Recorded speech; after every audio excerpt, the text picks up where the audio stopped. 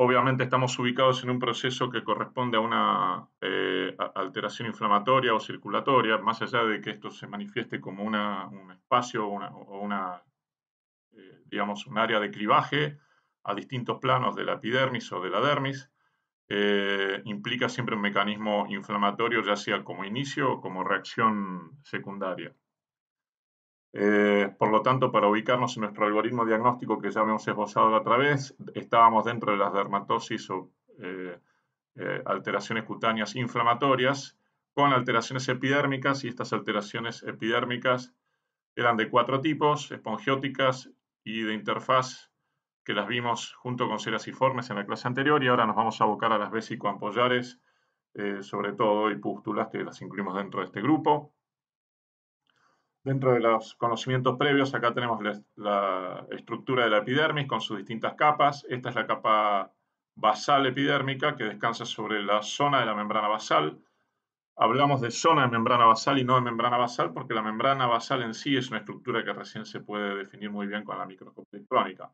Acá, con técnica de PAS, que es lo que estamos viendo en este recuadro, podemos sí evaluar grosor de la zona de la membrana basal y la relación con respecto a la epidermis. El resto de los estratos epidérmicos los tienen acá presentes. Habíamos mencionado capa basal, después viene el estrato espinoso, acá con estos granulitos basofílicos en el citoplasma, el estrato granular o granuloso, y por último el estrato córneo, que tiene siempre este aspecto laminado, ¿sí? Hay distintas técnicas para evaluar estructuras que están por debajo de la membrana basal, como ser toda la trama de retículo, como se ve acá en esta técnica, estas 3 técnicas: azul de metileno, toluidina, y en este caso técnica para retículo, ¿sí? Directamente para observar el retículo en relación a la zona de la membrana basal. De manera que son distintas estructuras las que se pueden evaluar con las distintas técnicas. Y con la técnica de PAS van a ver la zona de la membrana basal. Esta que está a la izquierda es un corte de los que se hacen previos a la microscopía electrónica, cortes sobre material incluido en acrílico, en epoxi y coloración con azul de toluidina. Se pueden ver algunas estructuras, pero para ver un poco más de detalle de fibras elásticas tienen que hacer coloración para fibras elásticas, y para ver el retículo, coloración para retículo, ¿sí? Acá lo importante es que el retículo lo que les está mostrando es parte del colágeno 4 y en relación con el colágeno de tipo fibrilar, ¿sí? Colágeno 7, colágeno, otro tipo de colágeno. Bien. Para entender las dermatosis vesicoampollares hay que entrar de lleno en el terreno de las uniones que ocurren o que existen biológicas entre las células, célula-célula, como tienen acá, y también entre las células y la matriz, que tienen acá abajo, ¿sí?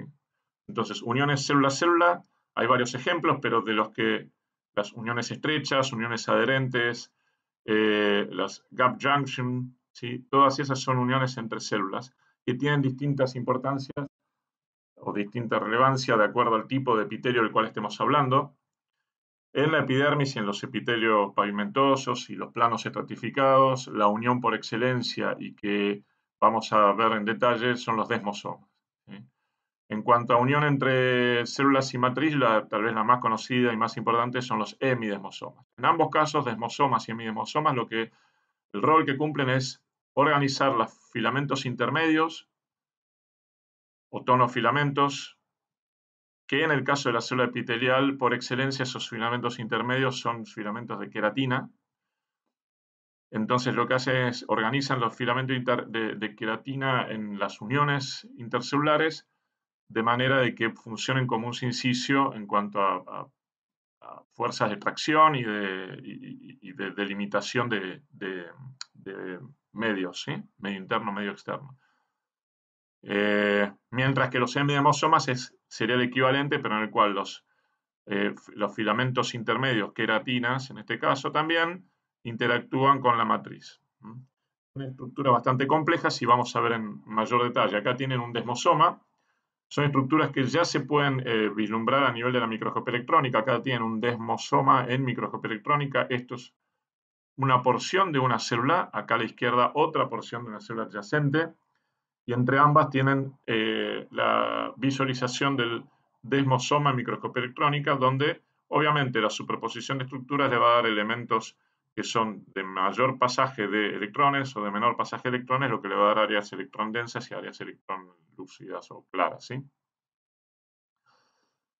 Y acá hay distintas proteínas que tienen distintos nombres. Yo no voy a entrar en tanto detalle biológico, simplemente darles algunos elementos para tener en cuenta los términos. ¿Sí? Acá tienen estructuras que sirven para la unión, para el colaje o ensamblaje entre las moléculas de una célula y de otra. Por lo tanto, tienen parte de su estructura es extracelular, obviamente, para poder interactuar con las de la otra célula, la célula adyacente. Y en el nombre hay distintos tipos, pero fíjense que en el sufijo son desmogleína y desmocolina. Gleios, si ustedes toman el término en inglés para cola, es glue, ¿sí? Gleios es algo que adhiere también. Y colina, vamos por el mismo término, ¿no? Estoy tratando de darles algunas pautas para entender los nombres. Las otras estructuras son estructuras de anclaje dentro de la célula, intracelulares, y que tienen en sus nombres una raíz o un elemento que hable de la placa electrón densa que se ve dentro de la célula, que es esto y que se ve acá en la microscopia electrónica de color más intenso o oscuro. Entonces son placoglobina y desmoplaquina. Obviamente tienen el componente que integra la placa en el nombre reflejado, ¿sí? Y acá tienen cómo interactúan con los filamentos intermedios. Recuerdan, las células epiteliales, el filamento intermedio por excelencia es la queratina. Si vamos a otro tipo de células, por ejemplo, células mesenquimáticas, tal vez en la mayor parte de ellas el filamento intermedio por excelencia sea la vimentina. Dentro de las mesenquimáticas hay una excepción. Ustedes tienen, por ejemplo, las células musculares, donde el filamento intermedio por excelencia es la desmina, la desmina. No confundir porque hay otros macrofilamentos o microfilamentos que son los filamentos contráctiles de actina que no son intermedios, esos son de un tamaño menor.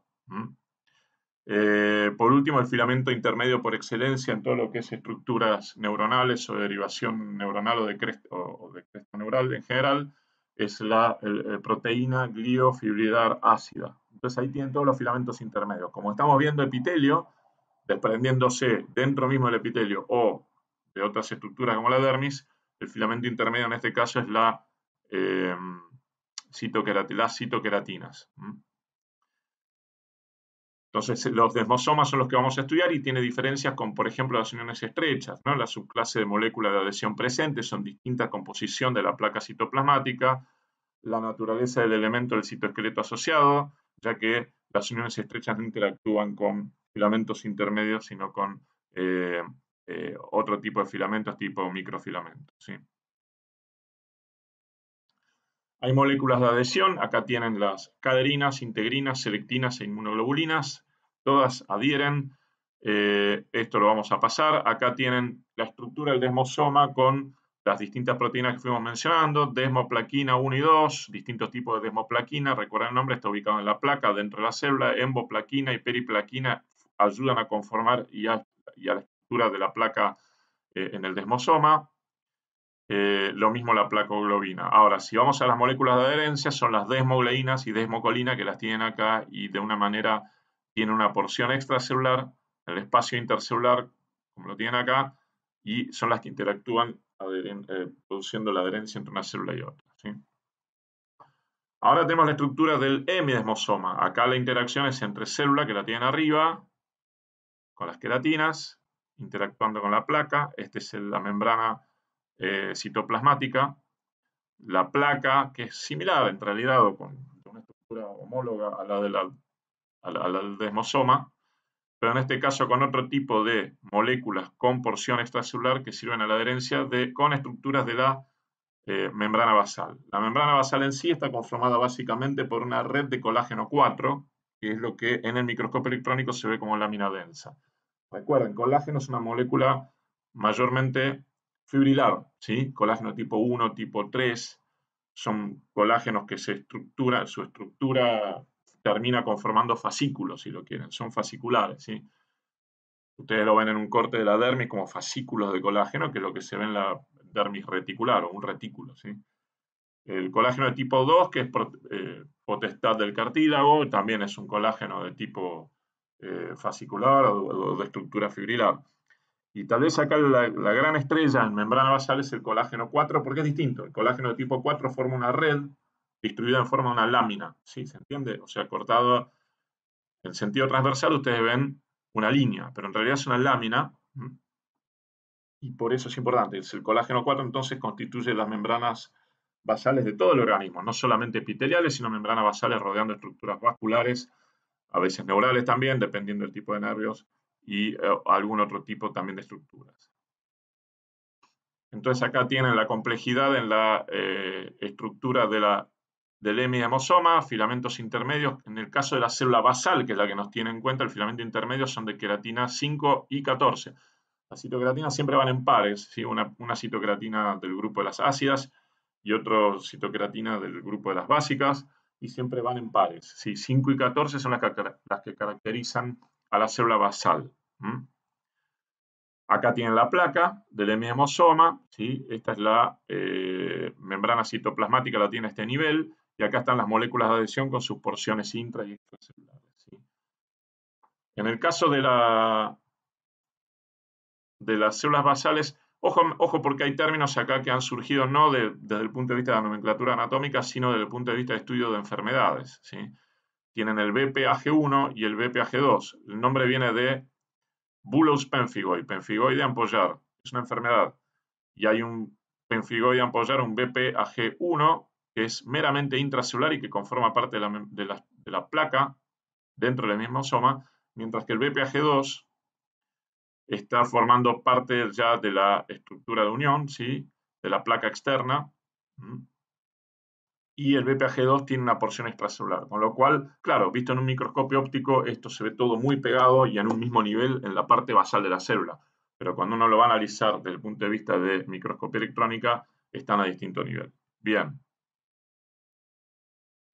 Acá muestran básicamente lo mismo, pero para entrar en el detalle por debajo de la lámina densa, si vamos más allá del colágeno 4, colágeno 4 tiene moléculas de colágeno 7 que, que son las fibrillas de anclaje, así se denominan, ¿sí? El colágeno de tipo 7 son las fibrillas de anclaje y que interactúan con una placa de anclaje por debajo de la lámina densa. Estamos ya a nivel de la dermis. Ustedes piensan en distintas patologías que afecten, por ejemplo, de manera autoinmune o de manera genética, alguna de estas moléculas y que produzca ruptura, fragilidad o demás, ¿sí? Con lo cual los distintos niveles de clivaje les va a dar distinta clínica. Acá está mencionado el colágeno 4, cuando yo le decía, obviamente siempre son fibras, pero las fibras se organizan en forma de X, como están acá, o tetrámero, ¿sí?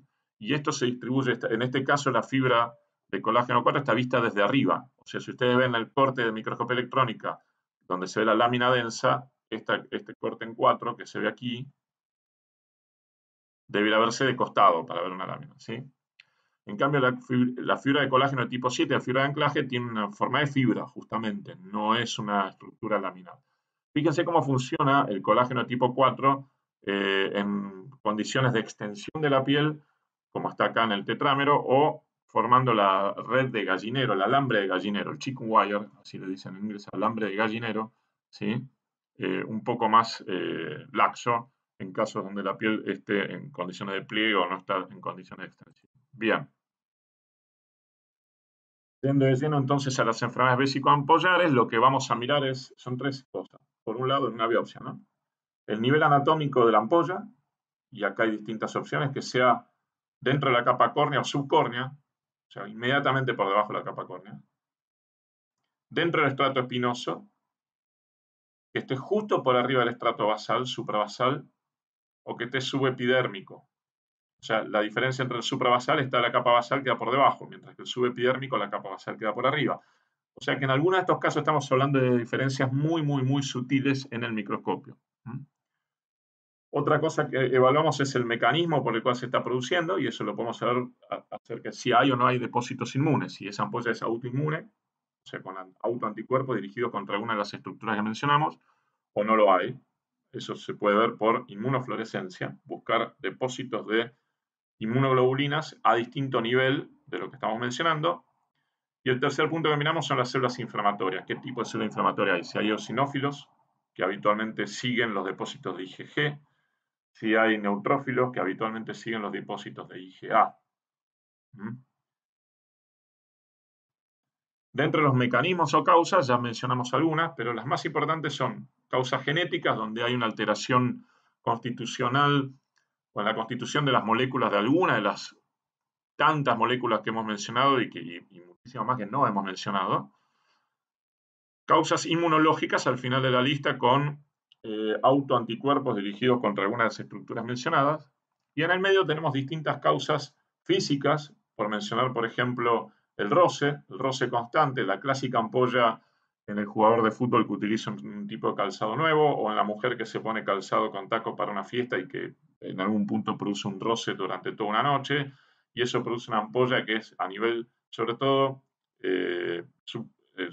subepitelial, ¿sí? Subepitelial, dependiendo del tipo de roce también, ¿sí?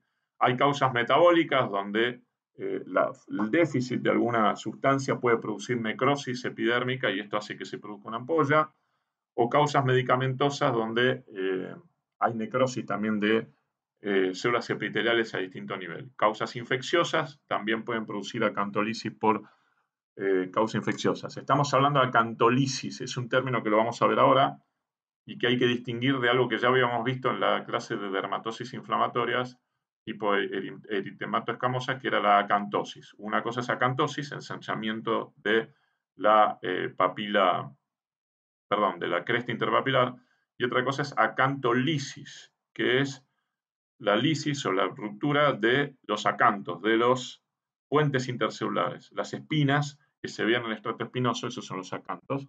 Las espinas se rompen. Es la visualización en el microscopio óptico de los desmosomas, ¿sí? El eczema también puede producir, con una causa, si quieren, inmunológica, puede producir vesículas. Lo vimos en la clase de espongióticas, cómo se pueden constituir vesículas por espongiosis, por edema. Pero bueno, si vamos a las causas con anticuerpos dirigidos, las causas autoinmunes propiamente dichas, hay anticuerpos contra antígenos intercelulares, o sea, parte de los desmosomas. Hay anticuerpos dirigidos contra la zona de la membrana basal, sea el hemidesmosoma, alguna de las estructuras de la membrana basal, o si vamos un escalón más abajo, anticuerpos dirigidos contra estructuras ya a nivel de las fibras de anclaje, fibrilla de anclaje, colágeno 7 y demás. Eso está justo por debajo de la zona de membrana basal.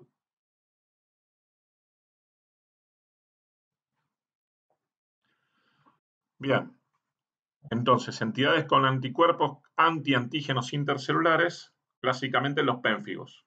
Pénfigos en general. Hay distintas formas de pénfigo, acá está el listado. El clásico o vulgar. Hay formas de pénfigo donde hay hiperplasia epidérmica, pénfigos vegetantes, pénfigos superficiales, como el foliáceo, el selvagem y el eritematoide. Los tres son pénfigos superficiales. Ahora los vamos a ver en detalle. Entidades con anticuerpos contra antígenos inter e intracelulares. Acá es una entidad, es un pénfigo también, pero que ocurre de causa paraneoplásica. Hay un cáncer, un tumor interno, que produce o que genera el desarrollo de autoanticuerpos por expresión de antígenos que se confunden con antígenos propios por parte del tumor. Y la característica es que hay múltiples antígenos, no suele ser uno, sino que hay varios. Entonces es una enfermedad del pénfigo paraneoplásico con distintos aspectos clínicos y que puede ser de difícil diagnóstico porque tiene varios anticuerpos. Este es el concepto. Anticuerpos contra la zona de la membrana basal, estamos yendo ya a la parte de abajo y acá tienen por un lado todas las variantes de penfigoide, ampollar, cicatrizar, gestationis, vamos a entrar básicamente en el ampollar. La epidermolisis ampollar adquirida, con otra que tiene anticuerpos, es una de las formas de epidermolisis ampollar, tal vez la única con autoanticuerpos. Todas las demás epidermolisis son, y las vamos a ver al final, de causa genética sin autoanticuerpos, pero hay una excepción que es la adquirida. Y por último, la dermatosis por IgA lineal, que es parecida al penfigoide, pero con IgA, que se confunde con la última de todas, que son aquellas que tienen depósitos granulares en la zona de membrana basal y en dermis, ya con anticuerpos y autoanticuerpos dirigidos contra fibrillas de anclaje. Y acá básicamente la dermatitis herpetiforme o enfermedad de During. Ahora lo vamos a ver escrito también. Púrpura de Schönlein-Henoch y lupus eritematoso son también enfermedades con autoanticuerpos. En la púrpura de Schönlein-Henoch hay depósitos de complejos inmunes, básicamente con IgA, a nivel vascular sobre todo. El lupus eritematoso tiene dirigidos contra la zona de membrana basal y también a nivel de la dermis, dependiendo sobre todo si es la forma sistémica o la forma cutánea pura, ya el tema mencionado en la clase de dermatitis eritematoescamosa. Vamos a ir viendo algunas de estas entidades que mencionamos con sus autoanticuerpos y sus antígenos, sí, que los están generando. Si vamos a los pénfigos, el pénfigo vulgar, el clásico, tiene la desmogleína 3. El pénfigo foliáceo tiene la desmogleína 1. El pénfigo vulgar, el plano de clivaje es más profundo que en el pénfigo foliáceo, que es un poco más superficial dentro de la epidermis. La desmoglina 1 se expresa en los demosomas de la epidermis superior, mientras la desmoglina 3 se expresa en los demosomas de la epidermis inferior, con lo cual la ampolla del pénfigo vulgar va a ser un poco más profunda que el pénfigo foliáceo. Otros pénfigos tienen otros antígenos y anticuerpos, los paso rápidamente para no complicar la clase. Si vamos a alguno de los anticuerpos que habíamos mencionado ya para la zona de la membrana basal, el clásico es el pénfigoide ampollar, con los dos antígenos que ya había mencionado, el BPAG1 y BPAG2, de distinto tipo, ya los mencioné anteriormente. Otras formas de penfigoides también tienen antígenos similares. Fíjense, el penfigoide gestationis, que es un penfigoide que ocurre en el contexto de una mujer embarazada, con autoanticuerpos en general en relación al embarazo. O sea, hay una serie de incompatibilidades que hacen que se desarrollen estos autoanticuerpos y que duran lo que dura el embarazo. O sea, la resolución es con el parto o nacimiento, digamos, la cesárea, lo que hagan, soluciona el tema de la generación de autoanticuerpos en la mujer embarazada. Por lo tanto, esto se ve sobre todo en el tercer trimestre de la gestación y también está relacionado con el BPAG2 igual que el penfigoide ampollado. La epidermolisis ampollada adquirida, los autoanticuerpos son contra el colágeno 7, que son las fibrillas ancladoras. Ahí se encuentra el colágeno 7, de hecho es lo que constituye las fibrillas ancladoras. Y en la enfermedad de During o dermatitis herpetiforme, habría, esto está siempre planteado en términos posibles o putativos, una transaminasa tisular a nivel epidérmico, lo cual daría su tremenda asociación en la enfermedad de During con la celiaquía. En la celiaquía hay autoanticuerpos generados básicamente por gluten, dirigidos contra la transglutaminasa a nivel, la transglutaminasa 1, que se encuentra en el intestino, en piel sería transglutaminasa 3. Esto es bastante discutido. No todos los pacientes con dermatitis herpetiforme tienen asociación a enfermedad de During. Esto es un porcentaje alrededor del 30-40%, dependiendo de las estadísticas. Y básicamente los anticuerpos son IgA. IgA. Acá tenemos la dermatosis ampollar por IgA lineal. Es muy parecida al During, nada más que acá en vez de ser dirigidos contra la fibrilla de anclaje o contra el colágeno de tipo 7, en realidad está dirigido contra la ladinina, y eso le da un aspecto, en vez de granular en la dermis papilar, el depósito tiene más bien el aspecto lineal en la membrana basal. Algunas formas de penfigoide específicas, penfigoide cicatrizal, que ocurre sobre todo asociado a mucosas en conjuntiva, con desarrollo de fibrosis a dicho nivel y sinequia, ¿sí? Adherencias, hay dificultad en la apertura ocular y en otros tipos de mucosas también. Bien. Entonces entramos ya de lleno en las distintas patologías. Pénfigos. En general, los pénfigos, enfermedad dentro del grupo de las autoinmunes. Los pénfigos, tomados como grupo, suelen afectar piel y mucosas. Esto lo hacen con distinta incidencia. El pénfigo vulgar afecta frecuentemente mucosas. El pénfigo foliáceo raramente afecta mucosas. Ahora vamos a ver algunos ejemplos. La lesión elemental, en este caso, es acantolisis o acantólisis. Y ya la hemos definido, la pérdida de la unión de las células espinosas por rotura de los demosomas. Y en general, salvo el pénfigo por IgA, todos los demás pénfigos ocurren en base a autoanticuerpos IgG. Esos anticuerpos IgG se encuentran depositados en la piel lesional y también se encuentran circulantes. Esto lo aclaro porque la manera de estudiar estos autoanticuerpos en todas estas enfermedades ampollares es por un método que es por inmunofluorescencia. En inmunofluorescencia lo que uno hace es utiliza justamente anticuerpos dirigidos contra anticuerpos. Los anticuerpos que utilizamos para detectar los anticuerpos circulantes o depositados en los tejidos van marcados con una sustancia fluorescente. Ocurre que es muy difícil ver depósitos de IgG en una técnica de HE, en un corte fijado. Aparte, las inmunoglobulinas son muy lábiles. La fijación con formol enseguida hace que pierdan su antigenicidad. Con lo cual, hay varios requisitos para hacer inmunofluorescencia. Primero, el material no tiene que estar fijado en formol. Se toman biopsias específicas y se conservan a 4 grados centígrados en solución fisiológica, hasta que el patólogo lo coloca en un criostato y los cortes no los hace sumergido en parafina, sino embebido en una sustancia que se llama OCT, es una sustancia como si fuera una cola, una sustancia que se endurece por frío, no por parafina, no como la parafina. Entonces hay que congelar el material, hay que ponerlo a menos 15, menos 20 grados, embebido en esta cola. Eso hace que se vuelva duro y se puedan hacer cortes. Esto se incuba con los anticuerpos marcados con fluorescencia, con fluoresceína, con distintas sustancias fluorescentes, y se lo mira a un microscopio específico que tiene una iluminación especial que excita esta molécula de fluorescente, y entonces lo que uno ve es todo un fondo negro con algo que brilla, que son las inmunoglobulinas depositadas, ¿sí?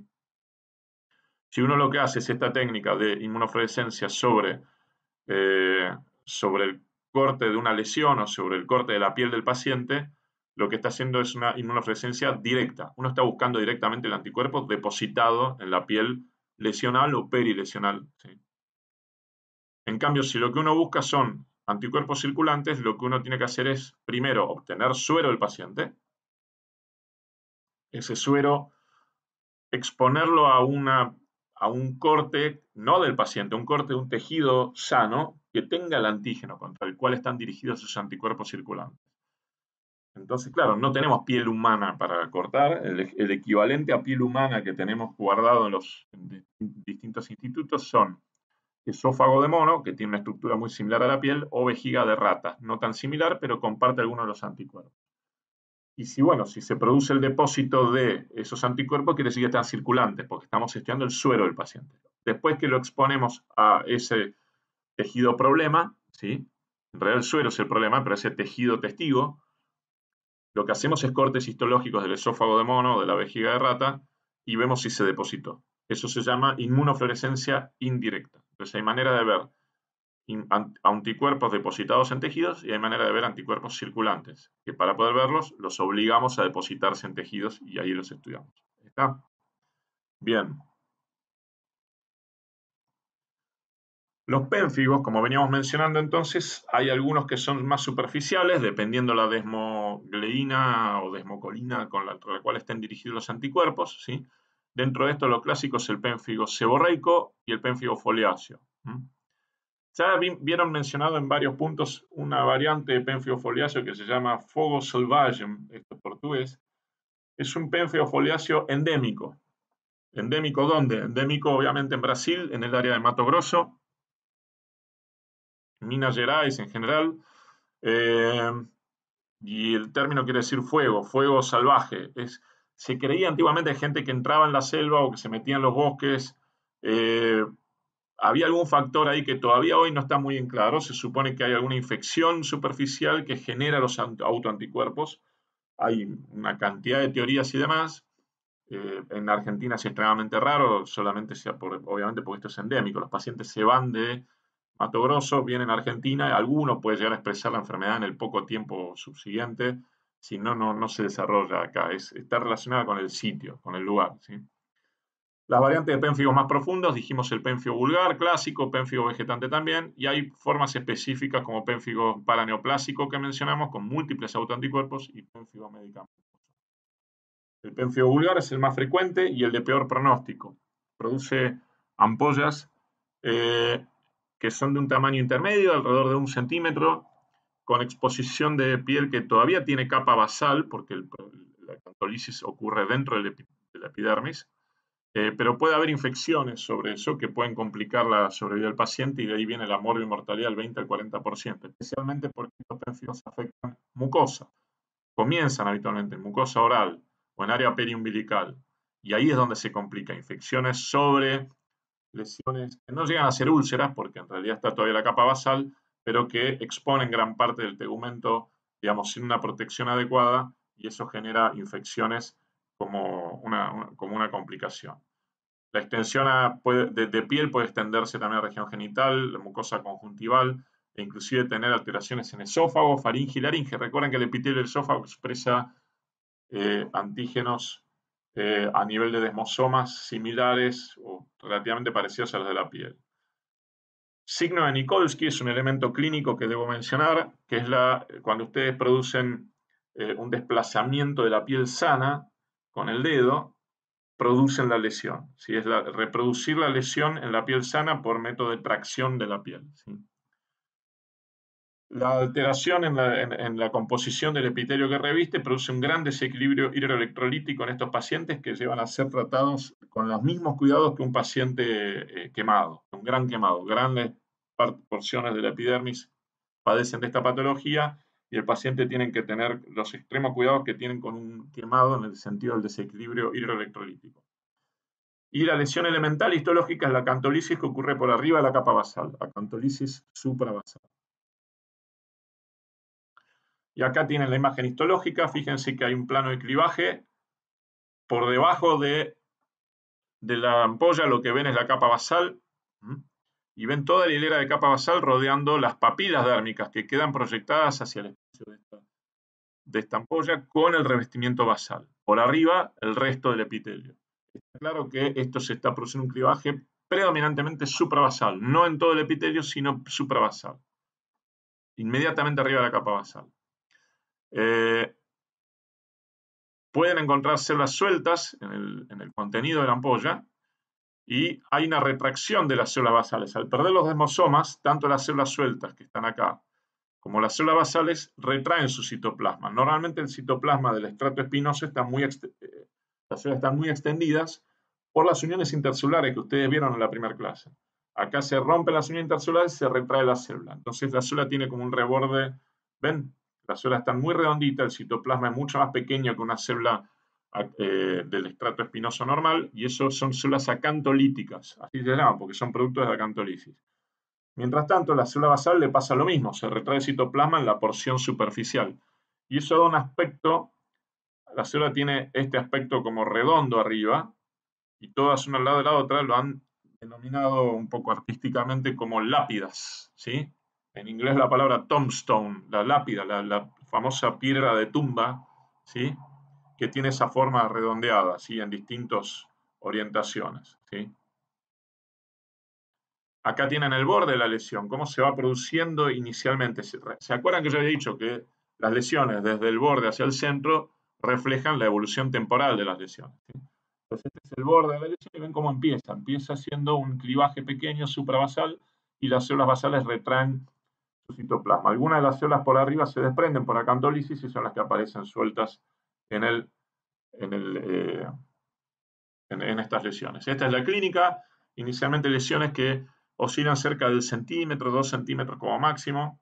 Son ampollas, no son vesículas. Vesículas dijimos que eran hasta 5 milímetros. Estas ampollas pueden empezar siendo pequeñas vesículas, pero en el estadio terminal terminan siendo todas ampollas. ¿Sí? Y cuando se rompen dejan un lecho que tiene un aspecto rojizo y eso es porque solamente están revestidas por la capa basal. Dijimos que comienzan frecuentemente por la cavidad oral y a veces lo que ven no es ampolla, sino desprendimiento, como se ve acá hacia la derecha, y es difícil interpretar esto como ampolla hasta que no se producen elementos más consistentes. Las lesiones pueden confluir y dar lesiones en área de apoyo, como por ejemplo acá en la región del dorso lumbar, ¿sí? Y estos pacientes terminan siendo graves. Fíjense, pacientes que no pueden afeitarse terminan complicando todo con, imagínense todo este terreno, digamos, donde hay una falta de defensa de la epidermis, porque falta mayormente la mayor parte de la epidermis, en área pilosa, con una cantidad de elementos saprófitos que pueden pasar a dejar de ser recomensales y pasar a ser elementos digamos, contaminantes, hay sobreinfecciones. Fíjense lo que mencionaba, la frecuente afectación ocular, mucosa ocular. Estos pacientes hacen trastornos hidroelectrolíticos y fallecen de una manera similar a la que fallece un paciente con grandes quemaduras. Bien. Estas son las técnicas de inmunofluorescencia que habíamos mencionado. Los depósitos están sobre todo suprabasal. Ven que en la capa basal hay muy pocos depósitos y de acá para arriba comienzan a ocurrir. Esta es la técnica de fluorescencia. Esto está iluminado con una luz que solamente excita las moléculas de fluorescentes que están asociadas a los anticuerpos dirigidos contra los autoanticuerpos que estamos buscando. Y entonces acá ya sabemos, esto lo que están viendo es una técnica anti-IgG, o sea, estamos buscando IgG, si hay IgG depositada en los tejidos. Y vemos que sí hay depositado y que este depósito tiene una forma de red rodeando cada queratinocito en el estrato espinoso, es suprabasal y va disminuyendo hacia arriba. La capa basal no lo tiene, o no lo tiene mayormente, ¿sí? Entonces esto es un depósito de IgG a nivel epidérmico en forma de red. En piel sana, esta no es la piel lesional, esto es la piel que está al lado de la lesión. Porque si van a la piel lesional, ya hay elementos inflamatorios, hay eosinófilos que acuden llamados, digamos, en forma quimiotáctica por IgG y demás, y se produce finalmente el daño de la IgG, ya no es más reactiva, entonces tienen que ir a buscar la piel sana perilesional para poder ver los depósitos. Esta es otra forma de pénfigo, esto es un pénfigo eritematodes, donde las lesiones son más bien, se superponen mucho la clínica a la de una dermatitis, un eczema seborreico, ¿sí? O un eczema en general. Tienen este aspecto eritematoso, y si uno mira a veces tienen descamación fina, que es la descamación más superficial, ¿ven? Acá, no sé, acá hay más que capa basal, y capa, ya parte del estrato espinoso está en la base. Entonces estas son lesiones muy superficiales, que como ocurre en el pénfigo foliáceo, pueden ser muy, muy superficiales, como se ve acá, y simplemente no se ve ampolla, se ve que descama. Ven la descamación y no ven la ampolla muy bien establecida. Otros ejemplos, como acá, puede ser muy difícil determinar que esto es una ampolla. Ven, el desprendimiento está por arriba prácticamente del estrato granuloso, subcórneo, pénfigo foliáceo. Acá lo tienen, fíjense el plano de clivaje subcórneo, y hay eosinófilos presentes en la epidermis saliendo, lo que se conoce como esponjiosis eosinofílica, que a veces es todo lo que encuentran. Pueden ser casos muy difíciles de diagnosticar en la histología. El pénfigo paraneoplásico, tiene erosiones, ulceraciones a nivel de paladar sobre todo, y acá hay acantolisis suprabasal con formación de un clivaje, hay queratinocitos disqueratóxicos y hay un patrón liquenoide. ¿Por qué el patrón liquenoide? Porque hay autoanticuerpos contra antígenos intercelulares acá arriba, pero también hay autoanticuerpos contra antígenos célula matriz. Entonces es una combinación de elementos. El pénfigo paraneoplásico, perdón, pénfigoide ampollar. Acá cambiamos de tema entonces. Terminamos con los pénfigos y pasamos al pénfigoide ampollar. Perdón, antes de pénfigoide ampollar me faltaba mostrarles una diapositiva, que es esta, donde explico las diferencias entre, habíamos dicho, el pénfigo vulgar afecta más frecuentemente mucosas que el pénfigo foliáceo, aparte el plano de clivaje es otro, ¿sí? Y vimos que en el cuadro inicial eran distintos autoanticuerpos, ¿sí?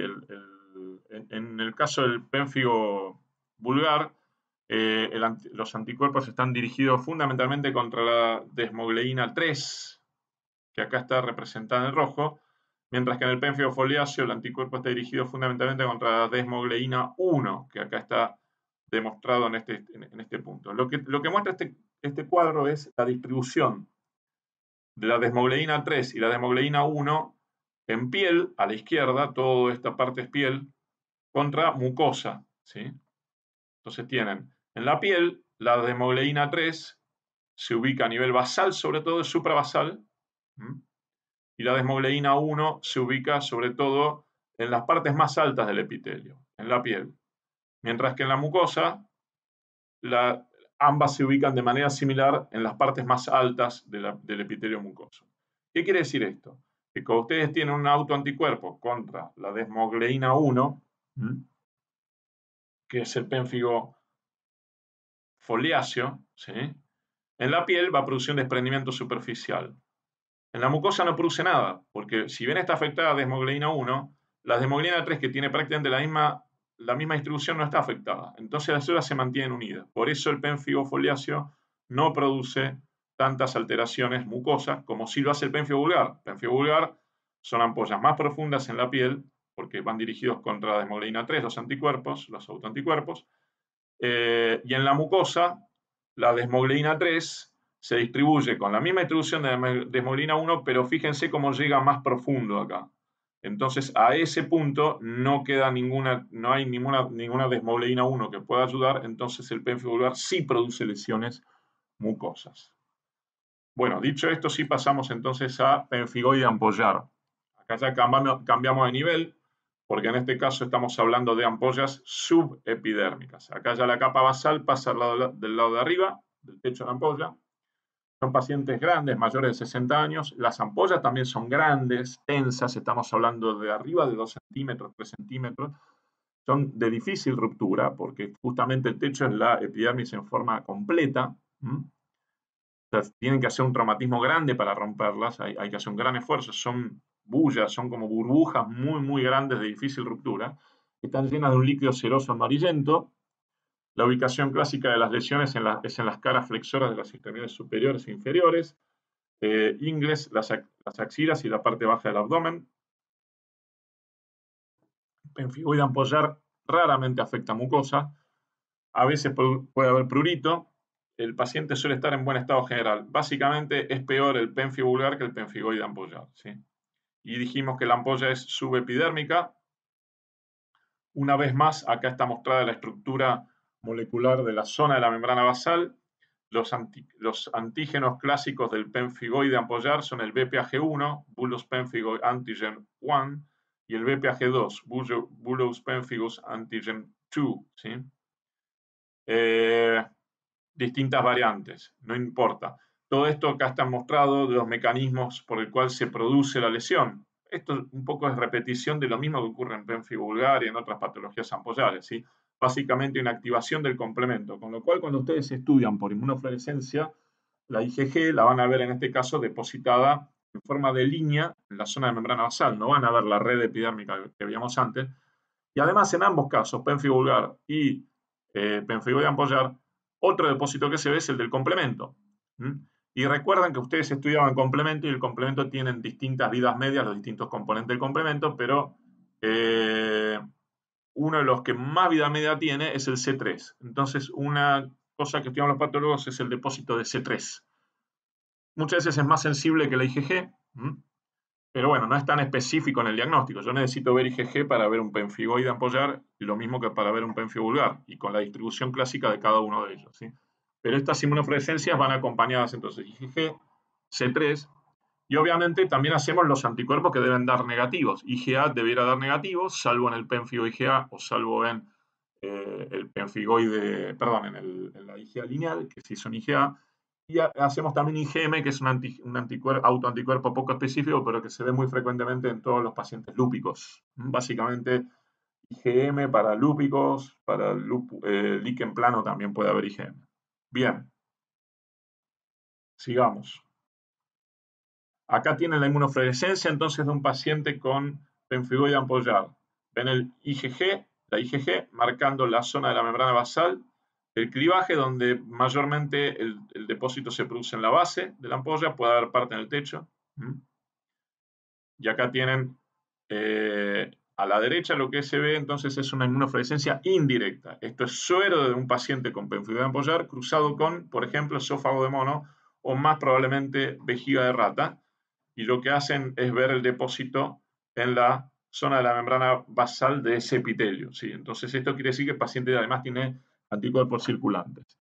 No es tan importante hacerlo en pacientes con pemfigoide ampollar, el hecho de mostrar anticuerpos circulantes. Sí, por ahí es importante ver esto en, por ejemplo, pénfigo paraneoplásico para el diagnóstico diferencial contra otras enfermedades autoinmunes en pacientes con neoplasia, ¿sí? Bueno, la imagen histológica, el clivaje acá ven que es subepitelial, todo el epitelio queda como techo de la ampolla, inclusive el estrato basal, y lo que ven es directamente como base es la dermis. Dermis con gran infiltrado eosinofílico, de nuevo son las células con núcleos bilobulados, que pueden ver alguna aquí, por ejemplo, y gran aflujo también de neutrófilos en forma secundaria. ¿Sí? Hay neutrófilos y sobre todo eosinófilos. Fíjense las ampollas iniciales, esto clínicamente ni se ve como ampolla, es prácticamente una hendidura, y ven los eosinófilos dirigiéndose a este lugar. Posteriormente vienen los neutrófilos. ¿Sí? Hay toda una secuencia que está en el cuadro que yo acabo de mostrar antes. Bien. Acá están las ampollas del pemfigoide ampollar, son ampollas tensas, como dijimos, de mayor tamaño. Acá sí la histología de una ampolla completa. Estos son resecciones grandes para poder verla. En general no se hace una biopsia tan grande, se busca una biopsia de piel sana perilesional del borde aquí, por ejemplo, para ver, acá tienen la histología de cómo se va produciendo. Hay eosinófilos, ahí tienen uno, varios eosinófilos en el espacio, o sea, en el contenido de la ampolla. También los ven en la dermis superficial, algunos neutrófilos acompañantes. La ampolla es subepitelial, subepidérmica. Estas ampollas pueden complicarse con impetiginización, o sea, con sobreinfección por estáfilo, estrepto, etcétera, dando este aspecto purulento en el contenido de la ampolla. Esto es por sobreinfección. Y la última que vamos a ver dentro de las autoinflamatorias, creo que última o penúltima, hacemos un escalón más abajo y vamos a ver enfermedad de During o dermatitis herpetiforme. En este caso, habíamos mencionado que había autoanticuerpos dirigidos contra las fibrillas de anclaje a nivel de la dermis papilar, o sea, ya estamos por debajo de la zona de la membrana basal. Las lesiones en estos casos son muy pequeñas. Acá hay un elemento que es importante. Esta dermatitis tiene su nombre debido al aspecto clínico, es herpetiforme. ¿Y en qué se parece un herpes si es herpetiforme? En que el herpes y la dermatitis herpetiforme de During ambas tienen vesículas, nunca llegan a constituir ampollas. Siempre son lesiones que están por debajo de 5 milímetros y de ahí no pasan, de ese tamaño no superan. ¿Sí? Por eso habla de vesículas sobre una pápula eritematosa, muy pruriginosas, inclusive con sensación urente o de quemadura. Rápidamente se produce escoriación por el rascado, pueden producirse úlceras y formación de costras, y la distribución en codos, antebrazos, rodillas, glúteos y tronco. Grupo etario se puede ver en chicos, se puede ver en adultos, es muy amplio desde primera y segunda década hasta séptima década. No hay una edad que la caracterice. Los depósitos son de IgA, no son de IgG, con lo cual la célula predominante acá son los neutrófilos, en el vértice de las papilas térmicas. Acá tienen las vesículas agrupadas, ¿sí? En región de glúteo. Entonces, cada vez que vean algo que tenga vesículas agrupadas, lo primero que piensan es o herpes o algo que parezca herpes. Bueno. Y acá tienen los neutrófilos, entonces, ubicados en cada una de las papilas dérmicas. ¿Ven? Esto está ya por debajo.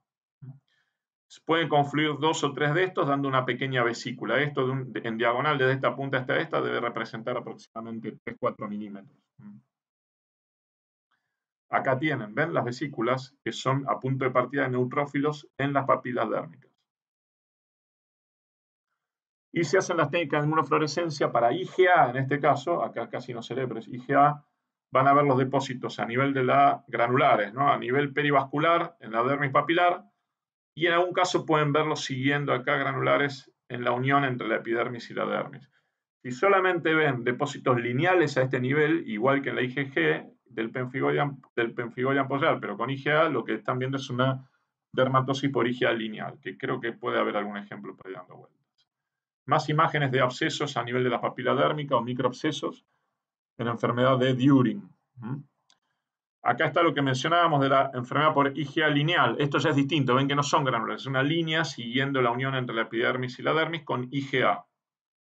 Y la histología de esto muestra neutrófilos más que nada, igual que en el During, pero siguiendo esta línea. Esta enfermedad recién se la describió en la década del 70, antes se la confundía con la dermatitis herpetiforme, y la diferencia obviamente es que esta produce ampollas más grandes que la dermatitis herpetiforme. Pero bueno, esto se ve sobre todo, la IgA lineal puede verse en chicos, patología del grupo pediátrico, aunque algunos adultos pueden tener también.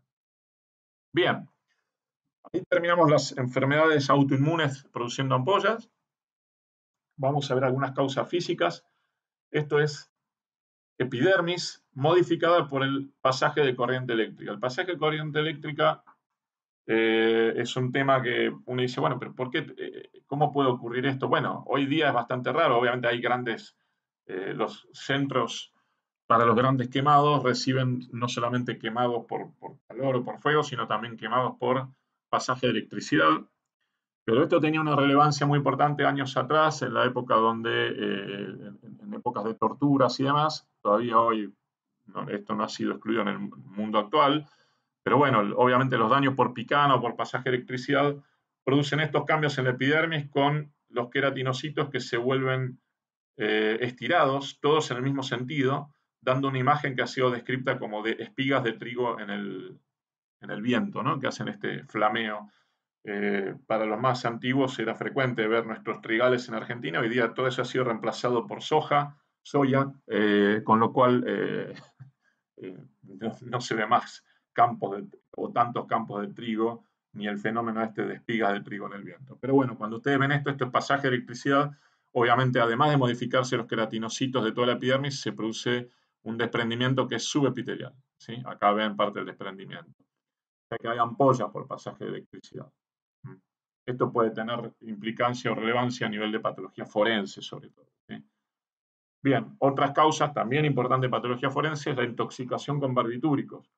Intoxicación con barbitúricos produce necrosis de queratinocitos en la epidermis, pero sobre todo lo que lo caracteriza es la necrosis de queratinocitos en el glomérulo endocrino, como ven acá. Esto produce ampolla, obviamente, por eso es que lo estamos mencionando. Pero bueno, es un dato de relevancia en patología forense. Habíamos mencionado causas metabólicas y déficit de algunas sustancias o de oligoelementos.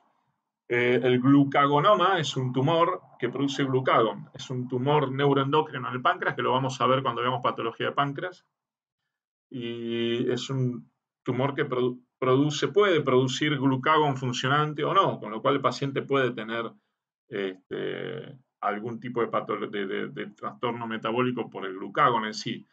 Pero lo que producen frecuentemente estos tumores es un déficit de zinc. Hay una enzima en la producción de glucagón que requiere zinc. Entonces se consume el zinc en estos pacientes, que es un oligoelemento, y el déficit de zinc lleva a la necrosis epidérmica. Esto ocurre en varias, o sea, hay este daño de necrosis epidérmica, sobre todo el tercio superior o los 2 tercios superiores epidérmicos, se pueden ver en varias patologías por consumo o por deprivación de oligoelementos. Pacientes desnutridos, por ejemplo, pueden producir también este tipo de necrosis epidérmica en forma masiva o del tercio superior. Y esto se produce en forma de ampolla, ¿sí? También. La característica en el glucagonoma de esta necrosis es que tiene una distribución periorificial y además va migrando. O sea, las lesiones van migrando. Esto da una imagen clínica, una entidad clínica que se conoce como eritema necrolítico, es un eritema con necrosis, migratorio. Eritema necrolítico migratorio igual glucagonoma. ¿Cuál es la importancia? Que cuando ustedes tienen un paciente con un eritema necrolítico migratorio, tienen que ir a buscarle si no tiene un tumor en el páncreas o en alguna topografía ectópica en pared del estómago y demás, ¿sí? Pero productor de glucagón, sobre todo. Acá tienen el detalle de la necrosis epidérmica, ven pérdida de núcleos, tipo necrosis isquémica, pero en este caso es del tercio superior, no del tercio inferior, ¿sí? Es un déficit que se manifiesta sobre todo en las partes más alejadas de la dermis papilar.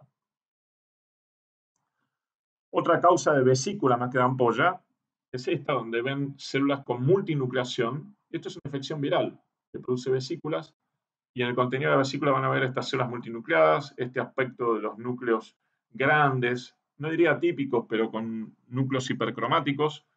Y lo que estamos viendo es el efecto citopático que produce una infección herpética.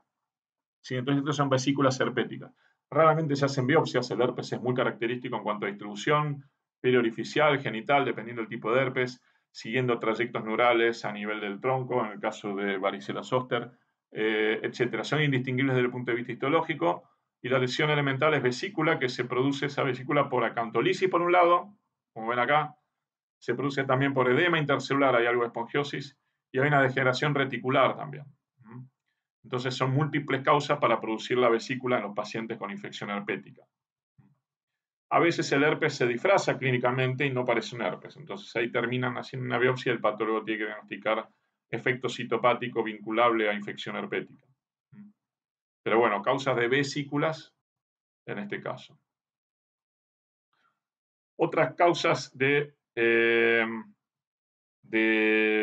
ampollas o de vesícula más bien en forma de pápulas no autoinmunes sin depósitos inmunológicos es la enfermedad de Grover. Tiene entonces una característica histológica que se superpone mucho con la enfermedad de Darrier. Son dos nombres propios, Grover y Darrier. ¿Sí? La enfermedad de Grover, descrita por Grover, dermatólogo que padeció esta enfermedad, por eso, o sea, él era médico y paciente, la describió en sí mismo.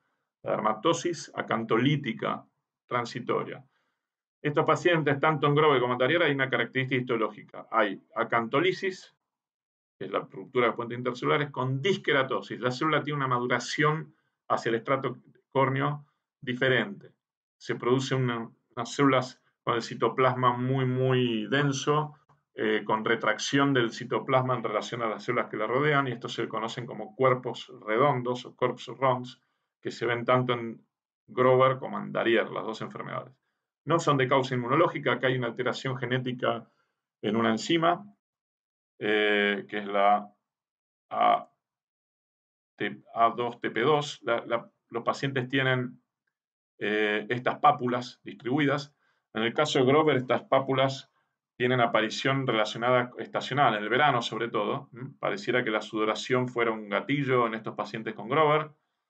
Los pacientes que tienen Darrier lo tienen en forma más permanente y hay formas autosómicas dominantes con familias, hay otras que son casos individuales y hay distintas expresiones clínicas de las enfermedades. Pero bueno, son todas pápulas pequeñas, prácticamente no se ve ampolla, apenas puede llegar a verse una vesícula, como se ve en este caso, y lo que van a ver es la pérdida de las uniones intercelulares con presencia de células que maduran distinto. Ven, acá tienen enfermedad de Darrier, que es esta, pero similar al Grover, van a ver estas células que son los corps ronds, que los ven aquí, que son células disqueratóxicas. Aparte hay acantolisis supravasal. Pero el tamaño de esto es muy pequeño, clínicamente son pápulas y estos tienen fluorescencia negativa, al punto que ya desde el punto de vista clínico son muy característicos y no se le pide técnica de inmunofluorescencia. Acá tienen formas más extensas de enfermedad de Darrier, ven que hay un clivaje supravasal, esto podría ser confundido con un penfio vulgar, por ejemplo, pero cuando uno mira en detalle ve que hay una maduración anómala de las células hacia la superficie y esta disqueratosis con la acantolisis caracteriza enfermedad de Grover y enfermedad de Darrier. Otra enfermedad pausinmune o sin depósitos inmunológicos, que también tiene un déficit en el ATP2C1, es la enfermedad de Hailey-Hailey. En este caso la acantolisis es simplemente acantolisis sin disqueratosis, sin depósitos inmunológicos, y la acantolisis se extiende en todo el espesor epidérmico prácticamente. Y hay una imagen que se describe que es la de un muro de ladrillos que se desarma. Esa es la imagen histológica. Los pacientes tienen esta afectación de acantolisis, sobre todo en área de pliegues. Lo más frecuente de ver es en ingle, en axila, que eventualmente puede ocurrir también en la raíz del cuero cabelludo, como ocurre acá. ¿Sí? Metabólicas por depósitos de complejos metabólicos. La más característica es la porfiria cutánea tardía, una de las formas de porfiria donde hay un incremento por un déficit en el metabolismo de las porfirinas. Hay distintas enzimas acá implicadas y distintas formas de porfirias. No voy a entrar en los detalles metabólicos, pero los pacientes con porfiria cutánea tardía tienen dos características. Primero son los depósitos de porfirinas en la piel a nivel de membrana basal y perivascular, y estos depósitos se hacen evidentes con técnica de PAS. La segunda característica de estos pacientes es que las porfirinas tienen sensibilidad lumínica, con lo cual las lesiones se hacen muy evidentes en la piel expuesta.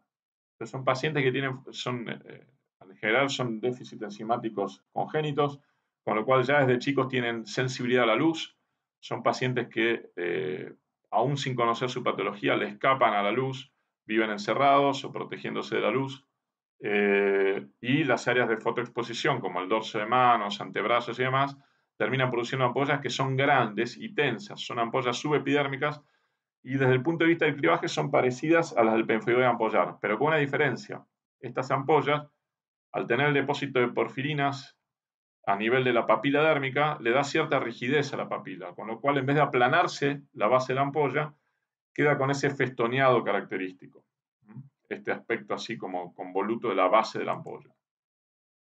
Bien, entonces, hay otras formas de porfiria que no voy a entrar en detalle, protoporfiria eritropoyética y otras formas más raras todavía.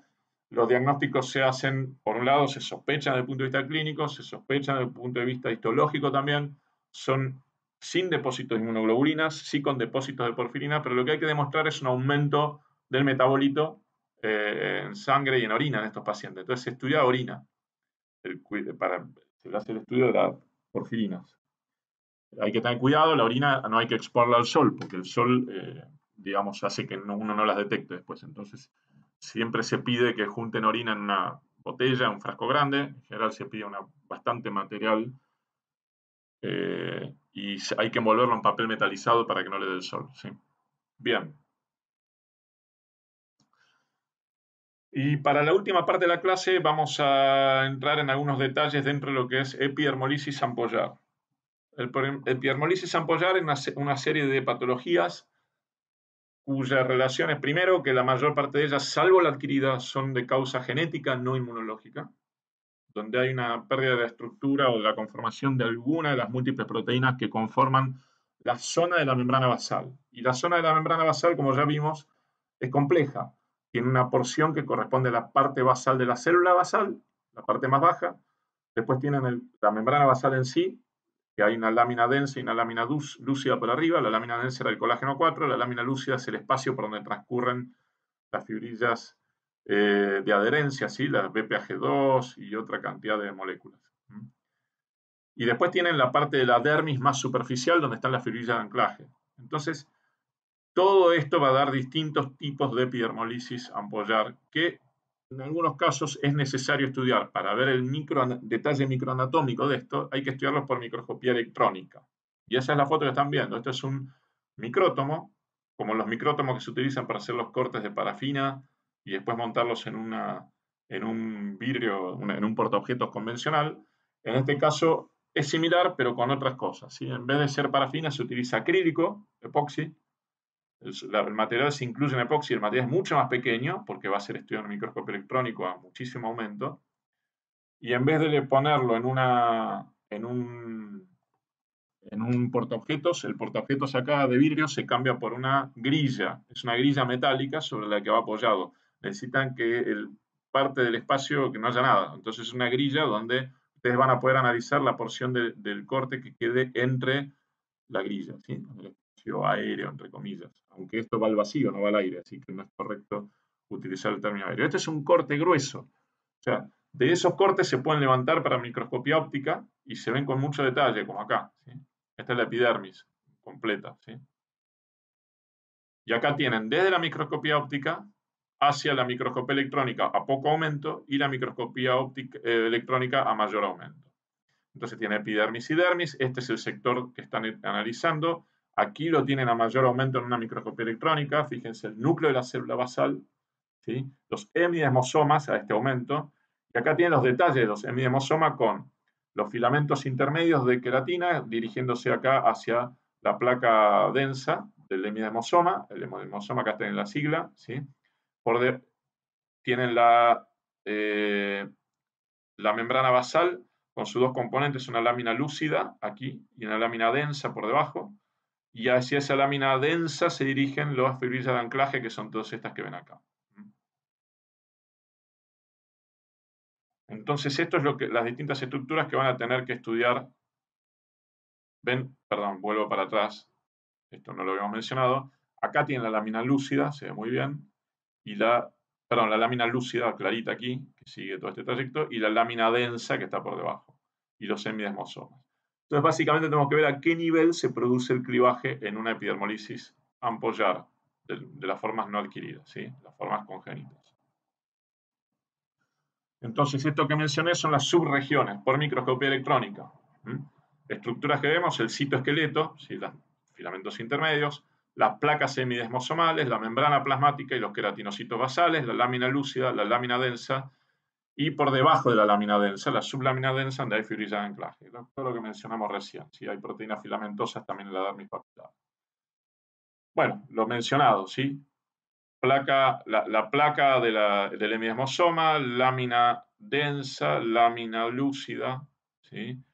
Fibrillas de anclaje, y los filamentos de queratina acá arriba. Creo que la imagen es bastante expresiva desde el punto de vista de microscopía electrónica. Claro que la microscopía electrónica tiene muy poca utilidad hoy día, salvo para algunas patologías renales y para este tipo de patologías ampollares de tipo epidermolisis ampollar.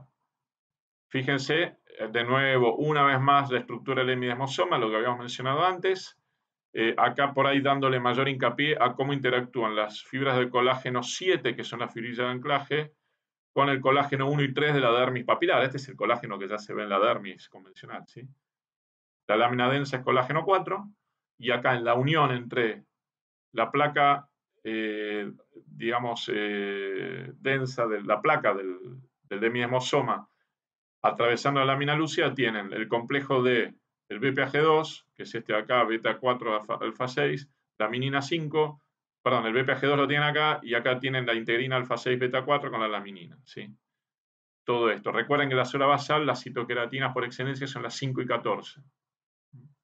Bien. Todo esto hay que traducirlo en una microscopía electrónica, es difícil, pero bueno, acá lo tienen, hemiemosoma, todo lo mencionado, visto acá. Esto va a quedar en la clase que les voy a subir después al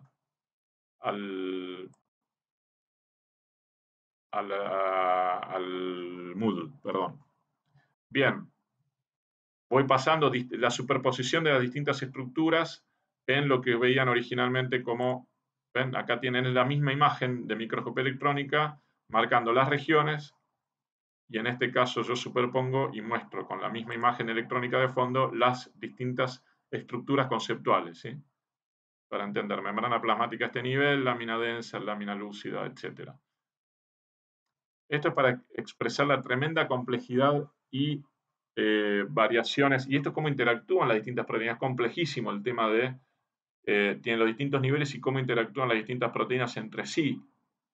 Es muy difícil de dibujar esto, por eso hay tanto gráfico. La idea no es que sepan todo esto, ni por asomo, simplemente mostrar conceptualmente cómo se conoce la estructura de estas proteínas, cómo interactúan a nivel de la zona de la membrana basal y las distintas patologías, cómo pueden afectar. Entonces tenemos acá, este sí es un cuadro, donde muestra los tres tipos. El Robbins habla de los tres tipos de epidermolisis ampollar, digamos, las formas genéticas, ¿no? Después tiene la autoinmune con la adquirida, esa la dejamos aparte. Vamos entonces a ver, primero la epidermolisis ampollar simple, así se llama, simple, que es la que ocurre a nivel de la epidermis.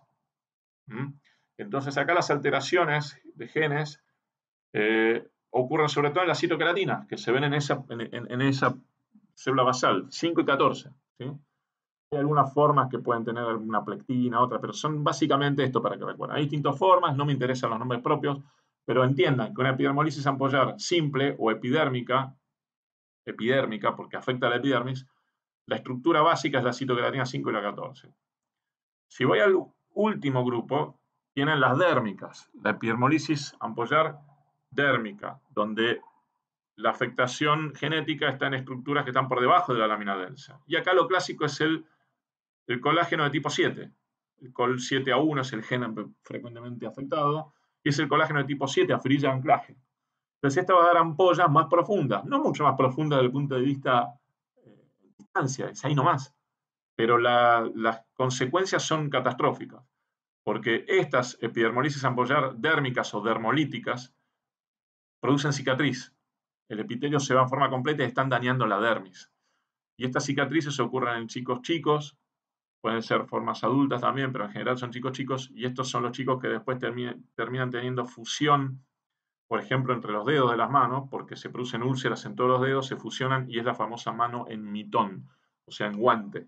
Ustedes ven una mano sin dedos, pero si le hacen mover por dentro, los chicos mueven los dedos porque tienen todas las estructuras musculares, hueso y demás, todo normal. En el medio de las dos hay una forma muy difícil de diagnosticar, que es la epidermolisis ampollar de la unión, donde el clivaje ocurre justo en la lámina lúcida. Y justo en la lámina lúcida lo que tienen son la integrina beta 4 alfa 6, que la habíamos mostrado, la laminina 5 con distintos genes, y el BPAG2, ¿sí? Que es el colágeno 17, es lo mismo, son sinónimos. Recuerden que el nombre del BPAG2 fue puesto porque se lo estudió y se lo descubrió estudiando el pemfigoide ampollar, el BPAG2. Pero se lo vio que el mismo está afectado no de manera autoinmune, sino por una alteración genética en el colágeno 17A, que es este, en la epidermolisis ampollar del tipo de la unión, se llama, o de la lámina lúcida, está justo en el medio. Y bueno, vamos a mostrar 3 ejemplos. Acá tienen los 3 ejemplos que muestra el Robbins, esto en un gráfico un poco más complejo que en el Robbins. Epidermolisis ampollar simple o epidérmica, que afecta a la célula basal en el medio de la célula basal. Epidermolisis ampollar de la unión a nivel de la lámina lúcida. Y epidermolisis ampollar dermolítica o dérmica, afectando la fibrila de anclaje por debajo de la lámina densa. Y esto hay que ir a la microscopía electrónica. Fíjense que tienen acá, en la forma de epidermolisis ampollar simple o epidérmica, el clivaje está rompiendo el queratinocito basal. Acá está con una cruz marcando la ampolla. Por debajo queda parte del queratinocito basal y toda la estructura de la zona membrana basal. Si voy a la otra punta, la epidermolisis ampollar dermolítica, el punto de clivaje marcado por la estrella, es por debajo de la zona de membrana basal. Ven aquí, este es el punto de clivaje, por arriba queda la célula basal, lámina lúcida, lámina densa. Estas son las dermolíticas, que son las que producen mayor afectación cicatrizal. En el medio están las formas de la unión, donde tienen toda la célula basal en el techo, acá está el plano de clivaje, hay fragmentos de células y demás que quedaron sueltos ahí, pero bueno, el plano de clivaje tienen todo el techo acá, la célula, y todo en la base se ve la lámina densa. La lámina lúcida no la ven porque es la ampolla. Si bien acá se ve la lámina lúcida, lámina densa, y esto se termina abriendo. Entonces, estas, los tipos de la unión, sí o sí necesitan una microscopía electrónica para distinguirla de esta y de esta otra, porque es muy difícil. Ven, acá tienen, yo estoy marcando la lámina densa y la lámina lúcida con una línea punteada. Entonces, ambas quedan abajo en la epidermolisis ampollar simple o epidérmica, ambas quedan arriba en la epidermolisis ampollar dermolítica, y una va para arriba y otra va para abajo en la de la unión. Esto lo vamos a pasar, son variantes dentro de, de las epidérmicas. Acá tienen una epidérmica. A veces podemos evitar este es un caso de la doctora Margarita Larralde, de hace muchísimos años. A veces podemos evitar la realización de microscopía electrónica y simplemente haciendo un estudio por inmunistoquímica para colágeno 4, el colágeno 4 nos marca acá que queda en la base. Entonces podemos decir que esta es una epidermolisis ampollar o es epidérmica o es de la unión, porque el colágeno 4 en las de la unión queda por debajo también. Pero bueno, ahí viene la clínica, porque hay distintas clínicas, distintas asociaciones, y eso puede verse. Acá tiene microscopía electrónica en un corte ultragrueso, ¿sí? Hace falta verlo en el microscopio electrónico para definirlo. Pero esto es una forma epidérmica, ¿sí? O epidermolisis ampollar simple. Son lesiones no tan profundas, aunque la diferencia es muy, muy sutil. Acá tienen la microscopía electrónica, ven que queda toda, ambas, lámina lúcida y lámina densa, por debajo de la ampolla. Esta es la ampolla, ¿sí? Es un caso estudiado por mi padre hace ya una cantidad de años en el microscopio electrónico del Instituto Rofo, que en esa época tenía el microscopio electrónico funcionando. Después tienen las formas de la unión o laminolucidítica. Acá tienen una microscopía electrónica con clivaje donde queda de nuevo la zona densa por debajo, la lámina densa, la lámina lúcida se supone que es el punto de clivaje y la membrana citoplasmática basal de la célula basal queda por arriba. Acá ven la base de la ampolla con la lámina densa y después viene el espacio. ¿Sí? Y estas son las formas ya dermolíticas, que son las formas que terminan desarrollando múltiples cicatrices. Fíjense que acá el colágeno 4, por inmunistoquímica, ven que el colágeno 4 marca también la membrana basal perivascular como control, pero a nivel de la ampolla, la membrana basal está quedando en el techo. ¿Sí? Entonces esto es dermolítica. Esta es la epidermolisis ampollar dermolítica. Estos pacientes es catastrófica la evolución porque desarrollan manos en mitón, cicatrices, etc. Por esto es la importancia de estudiarlos. ¿Sí? Y acá ven la microscopía electrónica donde Esta es la célula epidérmica. Por acá queda la zona de la unión, es bastante difícil de interpretar en este corte. Y después tienen toda la dermis acá rota y desgranada por la ampolla que se produce a nivel de la dermis. Bien. Hay formas distróficas adquiridas, estas sí son autoinmunes, como habíamos dicho, en pacientes adultos. Entonces estas sí tienen depósitos de IgG, sobre todo a nivel de tipo granular, en la dermis papilar parecidos a la del During, pero con ampollas un poco más distróficas. De nuevo, el colágeno 4 queda en el techo de la ampolla. Estas hay que hacerles inmunofluorescencia también. Bien. Y con esto terminamos la clase de ampallares. Muchas gracias.